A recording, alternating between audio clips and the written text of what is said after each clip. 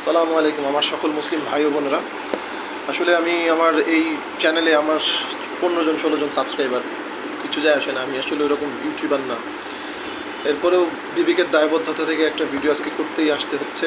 আমি আসলে এই ব্যাপারটা কী বলবো, আসলে নিজের কাছে নিজের দায়বদ্ধতা এড়াইতে পারতেছি না। দেখেন, ফিলিস্তিনের আমাদের যে আজকে অবস্থা, শুধু ফিলিস্তিন না, সারা বিশ্বে অনেক জায়গায় মুসলমানদের, সিরিয়াতে বলেন, লেবাননে বলেন, লিবিয়ায় বলেন, আরাকানে বলেন, কাশ্মীরে বলেন, সব জায়গায় মুসলিমদের যে অবস্থা, এই মুহূর্তে আমাদের আসলে করণীয় কী? আমরা যারা সাধারণ, আমরা অতি সাধারণ নগণ্য মানুষ, যারা আমরা কোনো রাষ্ট্রীয় ক্ষমতাতেও নাই, এমনকি আমরা একটা মহল্লা গ্রামের ক্ষমতাতেও নাই, কিন্তু এরপরেও মুসলমান হিসেবে আমাদের তো কিছু দায়িত্ব আছে। আল্লাহ রসুল বলে গেছেন, শেষ জামানায় এমন সময় আসবে যে সময় মানুষ মুসলিমদের কচুকাটা করা হবে। মুসলিমদের দিকে মানুষ এমনভাবে, ইহুদি জায়নিস্টেরা এভাবে এমনভাবে তেরে আসবে যেন বড় খাবারের পাত্রের দিকে ক্ষুধার্ত মানুষ তেরে আসে। তো এই অবস্থা তো হবেই। এই অবস্থা তো আল্লাহ রসুলের বাণী এবং তার কথা সত্য, তার কথা অবশ্যই সত্য। কিন্তু এরকম সিচুয়েশনে আমাদের করণীয় কি? আমরা আমাদের ইমান আমলের দিকে, আখলাকের দিকে খেয়াল রাখতে হবে ভাই। আমাদের এই ব্যর্থতার জন্য আমরা যে আমাদের ভাইদের জন্য কিছু করতে পারতেছি না। ফিলিস্তিনে দেখেন, ছোট ছোট বাচ্চারা না খেয়ে মারা যেতেছে। মানুষ জাস্ট খাবার না খায় মারা ফেলতেছে লোকজন তাদের। আমাদের এত বড় বড় মুসলিম বিশ্বের এত নেতারাই, কিছুক্ষণ আগে খবর পাইলাম, আজকে 27 জুলাই 2025, কিছুক্ষণ আগে, যে মিশরের সীমানা দিয়ে কিছু কিছু ট্রাক ঢোকার অনুমতি দিচ্ছে ইসরায়েল। তার মানে আমাদের একটা ট্রাকের চাকা নাড়ানোর জন্য ইসরায়েলের কাছ থেকে অনুমতি নেওয়া লাগতেছে। তো এর থেকে লজ্জার জিনিস কি হইতে পারে আর আমাদের মুসলিম উম্মার জন্য? আমরা এরকম কাপুরুষ এক উম্মার একটা অংশ আমরা। আল্লাহ আমাদের মাফ করুক, আমাদের ব্যর্থতাকে আল্লাহ মাফ করুক।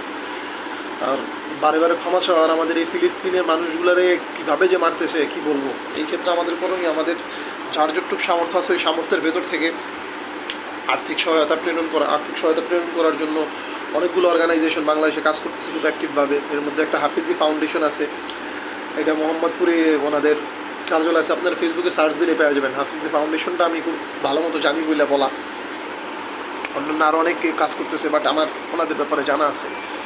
আমাদের মুসলিমদের এই মুহূর্তে করণীয়, আমাদের বেশি বেশি তাদের জন্য দোয়া করা। করণীয়টা খুব গুরুত্বপূর্ণ এই ক্ষেত্রে, কেননা রোজ হাসরের দিন আল্লাহ তাআলা জিজ্ঞেস করবে না সৌদি আরবের বাচ্চা কী করছে, লিবিয়ার বাচ্চা কী করছে, তোমার দেশের রাষ্ট্রপ্রধান কী করছে, এটা জিজ্ঞেস করবে না। ইভেন তোমার মসজিদের মুয়াজ্জিন বা পাশের বাসার কে কী করছে এটা জিজ্ঞেস করবে। হাসরের বিচারটা হবে যার যার আমল তার তার। তো আমার ব্যক্তিগত জায়গা থেকে আমার যতটুকু আল্লাহ ক্ষমতা দিচ্ছে অতটুকু করা। আমি সামান্য একটা ভিডিও বানাইতে পারি, আমার 15-16 জন সাবস্ক্রাইবার এখন যেই থাকুক, আল্লাহ চাইতে এই ভিডিও আরও মানুষ দেখবে, হয়তো দেখুক না দেখুক তাতে কিছু যায় আসে না। আমি আমার দায়বদ্ধতা থেকে এতটুকু করতেছি, আমার ক্ষুদ্র আয় থেকে যতটুকু উচিত আমাদের সবার ওখানে দান করা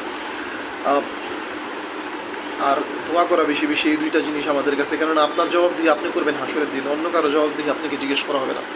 সৌদি আরবের বাদশাহ এরা কী করলে এটা আমাদের কিছু যায় আসে না। আমাদের বেশি বেশি আল্লাহর কাছে চাইতে হবে, কান্নাকাটি করতে হবে, তাহাজ্জুদ করে তাদের জন্য দোয়া করতে হবে, 5 ওয়াক্ত নামাজের পর দোয়া করতে হবে, যখনই মনে পড়ে তখনই তাদের জন্য দোয়া করতে হবে। আমাদের ভাইরা না খেয়ে আছে, আমার সামনে যখন খাবার আসে যদি তাদের কথা আমার মনে না পড়ে, তাইলে আমার ইমানের দুর্বলতা কোন জায়গায় আছে, এটা একটা ব্যাপার। আসলে প্রতি মুহূর্তে মুহূর্তে তাদের জন্য দোয়া করা, তাদের জন্য নিজের জন্য দোয়া করা। আসলে তারা তো মারা যাচ্ছে, তারা আল্লাহ যদি চান ইনশাআল্লাহ শহীদ হিসেবে কবুল হন, তাদের তো আর কোনো লস নাই।